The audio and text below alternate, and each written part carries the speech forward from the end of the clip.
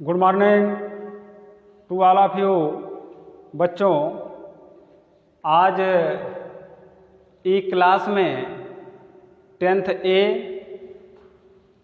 विषय गृह विज्ञान में, जैसा कि पिछले दिनों से ही अध्ययन किया जा रहा है, रोगी को स्पंज कराना, गर्म सेंक, ये सारी चीज़ें बच्चों अब उसी में अध्याय वही है, उसी में आज हम अध्ययन कराएंगे पुलटिस बनाना तथा उसका उपयोग। आज हम लोग पुलटिस के बारे में अध्ययन करेंगे। बच्चों, पुलटिस है क्या, इसके बारे में थोड़ा सा समझना होगा कि पुलटिस ये बच्चों एक प्रकार की, ये कह लीजिए कि लेई के आकार की होती है। जिस तरह से हम लोग गोंद चिपकाते हैं, थोड़ा मोटा कठोर मुलायम होता है, उसी तरह से जैसे आटा गूंथते हैं और आटा का मोटा रूप होता है, उसका थोड़ा सा उससे पतला हल्का रूप होता है। इसका उपयोग बच्चों शरीर में फोड़ा फुंसी अथवा किसी चोट मोच के होने पर दर्द से राहत पाने के लिए पुलटिस तैयार करके उसको उस स्थान पर रखने से आराम मिलता है। पुलटिस बनाना तथा उसका उपयोग बच्चों, पुलटिस कई तरह की होती है। पुलटिस चावल की होती है, प्याज की होती है, अलसी के पुलटिस होती है, नीम के पत्तों की पुलटिस होती है, तुलसी के पत्तों की पुलटिस होती है, रोटी वाले आटे की पुलटिस होती है। तमाम तरह के बच्चों गुड़ को मिलाकर, अजवाइन को मिलाकर पुलटिस तैयार की जाती है। पुलटिस कठोर होता है थोड़ा सा, उसको एक तरफ सेकाई करके और उसके एक तरफ कच्चे वाले भाग को उस फोड़े पर कच्चे वाला भाग रखते हैं और जिधर सेकाई रहती है उसका भाग ऊपर रहता है। बच्चों, उसको पुलटिस तैयार कर देने से उसको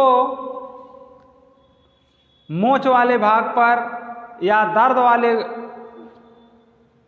भाग पर या बाल तोड़ हो गया है शरीर पर, वहाँ लगा देने से आराम मिलता है। जैसे सरसों के तेल की, सरसों आटे की पुलटिस तैयार करने के लिए उसमें आटा, सरसों का तेल और एक चुटकी नमक मिला के उसको थोड़ा सा पानी में भिगोकर उसको जो है एक घोल तैयार करते हैं। घोल कठोर होता है और जब कठोर हो जाता है तो उसकी एक टिक्की बना के एक तरफ सेंक देते हैं किसी तावे पर और दूसरी तरफ कच्चा छोड़ देते हैं। बाल तोड़ वाले स्थान पर कच्चे वाले भाग को रखते हैं, जिधर से सेकाई रहती है उस भाग को ऊपर रखते हैं। बच्चों, उसको रख देने से बाल तोड़ वाला भाग या फुंसी वाला भाग या फोड़ा वाला भाग पक जाता है और उसमें के खिल मुहासे आसानी से निकल जाते हैं, जिससे व्यक्ति को राहत मिल जाती है। पुलटिस का उपयोग बच्चों अक्सर इन्हीं सब चीज़ों के लिए किया जाता है।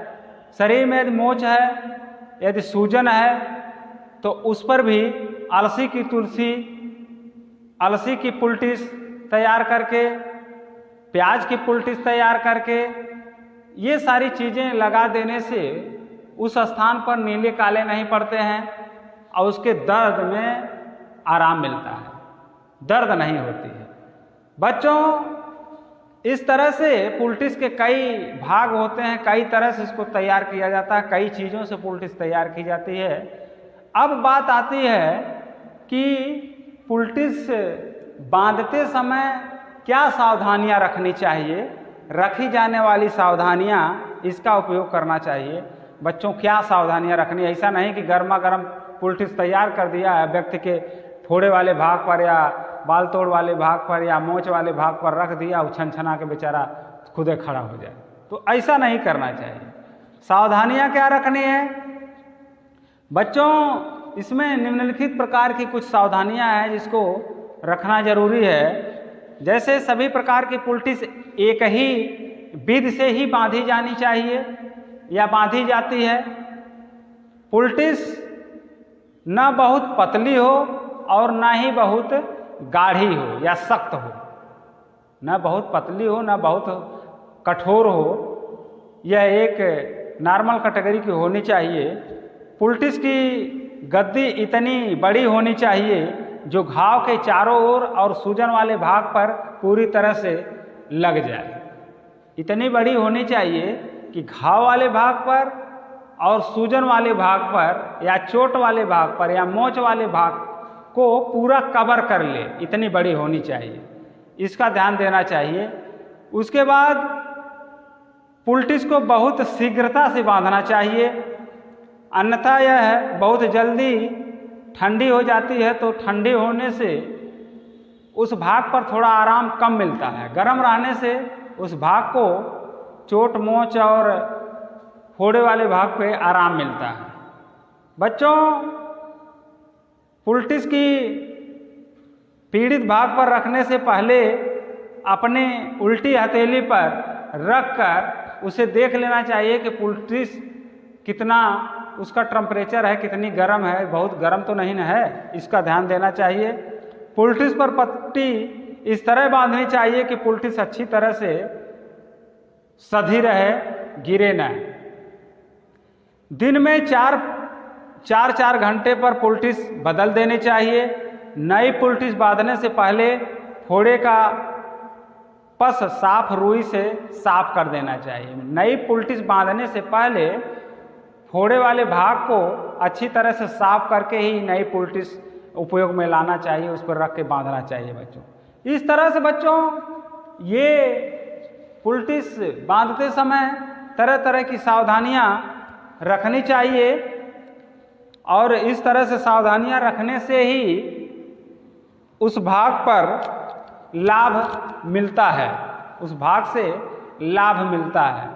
बच्चों, लाभ कैसे मिलता है, पुलटिस से क्या लाभ है, उसकी क्या आवश्यकता है, उसका क्या महत्व है, उसकी क्या ज़रूरत है, उसका क्या उपयोग है, इसके बारे में देखना है। यदि लाभ है तभी तो उसका उपयोग किया जाएगा, नहीं है तो कहाँ से किया जाएगा। तो निम्नलिखित तरह से लाभ भी उत्पन्न होता है बच्चों, इसका उपयोग किया जाता है। जैसे घाव की सिकाई पहुंचती है और शरीर को आराम मिलता है, यानी जो चोट है उसकी सेकाई हो जाती है, सेकाई होने से उससे आराम मिलता है, दर्द नहीं होता है। उसके बाद पुलटिस मवाद को निकालने में सहायता करती है। पुलटिस जो है, यदि जो बाल तोड़ या फोड़ा या फुंसी नहीं पक रहा है तो इसके लगाने से वह पक भी जाता है। यदि उसमें से मल आदि नहीं निकल रहा है तो इसके लगा देने से मल आदि भी निकल जाते हैं। तो इस तरह से बच्चों यह लाभ होता है, पुलटिस बांधने से मोच ठीक हो जाती है और वहाँ की सूजन भी धीरे धीरे समाप्त हो जाती है। इसका उपयोग करने से, पुलटिस को बांध देने से उसमें सूजन और पीड़ा दोनों धीरे धीरे समाप्त हो जाती है। यह उसका अच्छा लाभ है। घाव गर्म रहता है और इससे रोगी को आराम पहुंचता है। पीड़ा का स्थान इससे मुलायम हो जाता है तथा कम खिंचाव होता है। शरीर का तापमान कम हो जाता है। बच्चों, यदि शरीर में पीड़ा नहीं है तो शरीर का तापमान भी बहुत नहीं बढ़ता है, नॉर्मल रहता है। इस तरह से बच्चों तरह तरह की पुलटिस तैयार कर देने से और उसका उपयोग ले लेने से शरीर में लाभ मिलता है। ये तो रहा पुलटिस का हिसाब बच्चों। अब हम शुरू करने जा रहे हैं भपारा। यह भी शरीर को लाभ पहुंचाता है। भपारा ये है क्या, इसके बारे में समझना होगा। बच्चों, भपारा का तात्पर्य है भाप लेना। अब भाप किस में कब इसका उपयोग किया जाता है? जैसे सर्दी जुकाम हो गया और शरीर में जो कफ है वह गले में, सीने में, नाक में जाम है, तब इसका उपयोग किया जाता है। भपारा का क्या उद्देश्य होता है बच्चों? भपारा का क्या उद्देश्य होता है, क्या लक्ष्य होता है कि भपारा लेना पड़ता है? यह गले तथा मुंह की सेकाई के लिए उपयोग में लाया जाता है। इससे भपारा लेने से उससे गला और मुंह दोनों की सेकाई होती है, जिससे उसको लाभ मिलता है। जुकाम होने पर नाक खुलने के लिए इसका उपयोग किया जाता है। चेहरे पर कील मुहासों में छुटकारा पाने के लिए इसका उपयोग किया जाता है। सौंदर्य प्रसाधनों में त्वचा के बंद रोम छिद्र खोलने के लिए इसका उपयोग किया जाता है। बच्चों, तमाम तरह से इसका उपयोग किया जाता है। इसकी क्या विधियां हैं, किस तरह से भपारा लिया जाता है? इसको बच्चों एक टब में गर्म पानी रख के और उस टब को खुला ही छोड़कर और ऊपर से तौली ढक के अपने शरीर पर, और उसमें यदि आपके पास कोई विक्स है तो उसमें डाल के, या टेल्कम पाउडर है तो उसको उसमें डालकर भपारा लिया जाता है। भपारा देने से त्वचा के रोमकूप खुल जाते हैं। जुकाम हो जाने पर नाक खोलने के लिए भी भपारा दिया जाता है।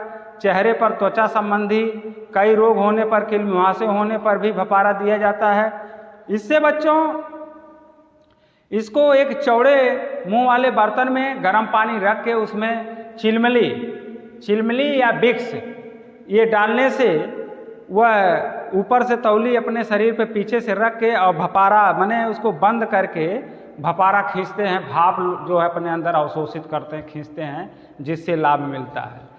इससे सिर के पर एक मोटा तौलिया डाल दिया जाता है, जिससे भपारा इधर उधर ना जाए और भाप एकत्रित होकर रोगी को नाक तथा चेहरे के रोमकूपों के अंदर प्रविष्ट हो सके। इससे बच्चों त्वचा के रोगकूप खुल जाते हैं और अंदर से त्वचा की गंदगी भी बाहर निकल जाती है। इस तरह से बच्चों भपारा का उपयोग करने से शरीर में सर्दी जुकाम या नाक गला जाम है तो उसको खोलने के लिए इसका उपयोग किया जाता है। इस तरह से बच्चों आज ई क्लास में कक्षा 10th A में इतना ही। धन्यवाद बच्चों, थैंक यू।